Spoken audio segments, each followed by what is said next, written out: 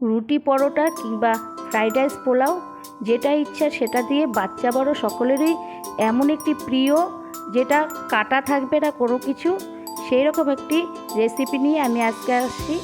Bong kitchen with Banani চ্যানেলের সবাইকে জানাই স্বাগত।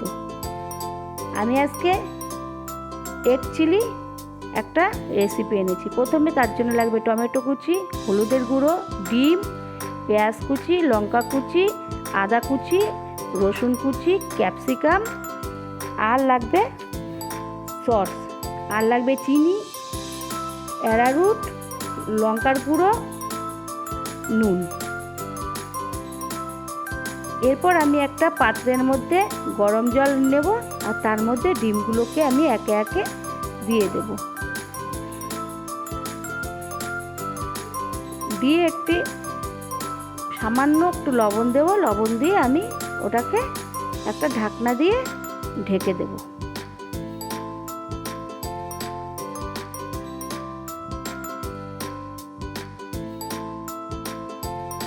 ঢেকে দেওয়ার পরে আমি কিছুক্ষণ পরে ঢাকনাটা তুলে দেখব ডিমগুলো সবকটা ডিমই সিদ্ধ হয়ে গেছে। এরপর আমি একে একে ডিমগুলোকে সব তুলে নেব। তুলে এরপর ডিমের খোসা ছাড়িয়ে আমি ডিমগুলোকে হাফ করে কেটে নেব। এরপর আমি একটু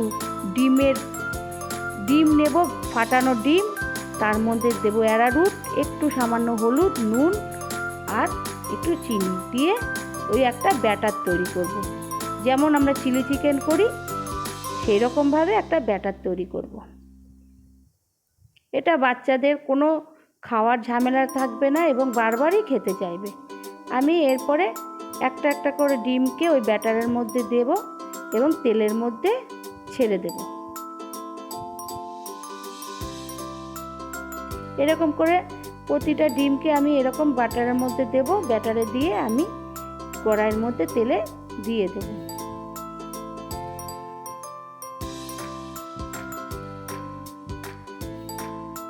এই রেসিপিটা আপনারা বাড়িতে করে একবার খাবেন, দেখবেন খুবই ভালো লাগবে। বাচ্চা বড় সবাই আপনার কাছে বারবার খেতে চাইবে এরকম একটা রেসিপি। আর অল্প সময় অল্প উপকরণে মাছ মাংস বাড়িতে না থাকলে সঙ্গে সঙ্গে হয়ে যাবে। এবার আমি ডিমগুলোকে আমি উল্টে দেব, একটা একটা করে উল্টে দেব।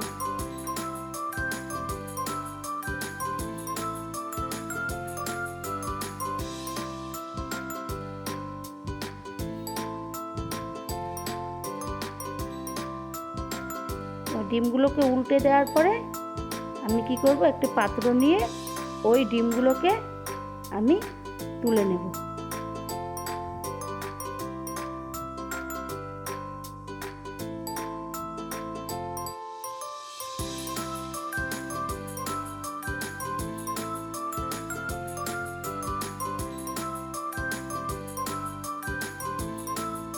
তারপরে আমি আবার পরের স্টেপে ডিমগুলো আবার কড়াইয়ের মধ্যে দিতে থাকবো। ব্যাটারে মাখাবো আর কড়াইয়ের মধ্যে দিয়ে দেবো।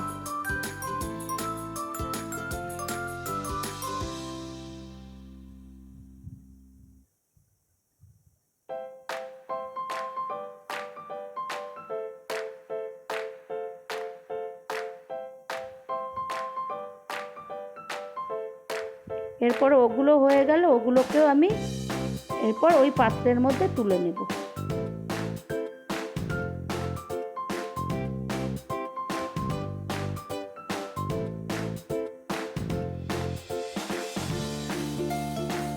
এরপর আমি ওগুলো সব ভাজা হয়ে গেলে আমি ওটা সাইডে রেখে ওই তেলের মধ্যেই আমি কি দিয়ে দেব, পেঁয়াজ কুচি,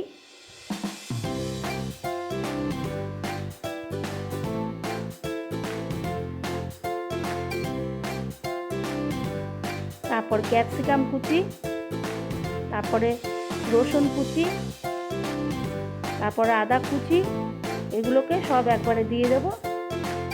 দিয়ে আমি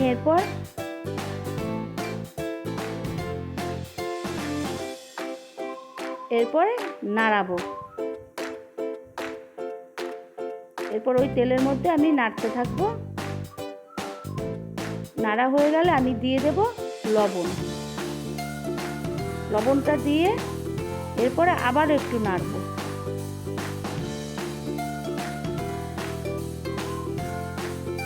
এরপর আমি দিয়ে দেব চিনিটা। চিনিটা না দিলে স্বাদ একদমই পাওয়া যাবে না, খার খার লাগে, সেই কারণে চিনি আর লবণ একসঙ্গে দিয়ে দিলাম। এরপর আমি দিয়ে দেব লঙ্কার গুঁড়ো, সামান্য একটু লঙ্কার গুঁড়ো দিয়ে দেবো, যেহেতু বাচ্চারা খাবে তাই সামান্য দিয়ে দিলাম। এরপরে দিয়ে দেব টমেটো কুচি।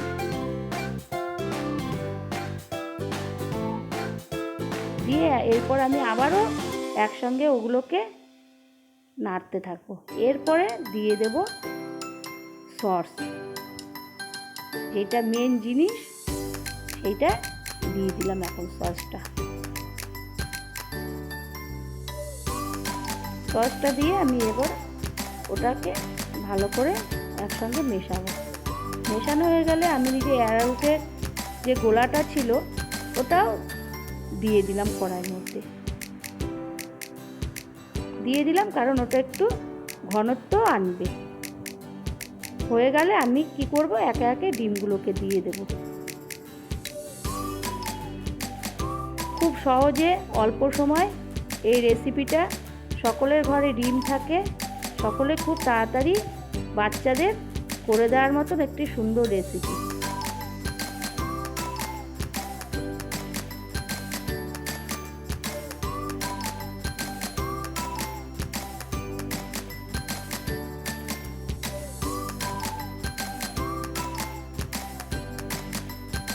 এটা ভালো লাগলে পাশে থাকবেন, সাথে থাকবেন, শেয়ার করবেন, সাবস্ক্রাইব করবেন, লাইক করবেন।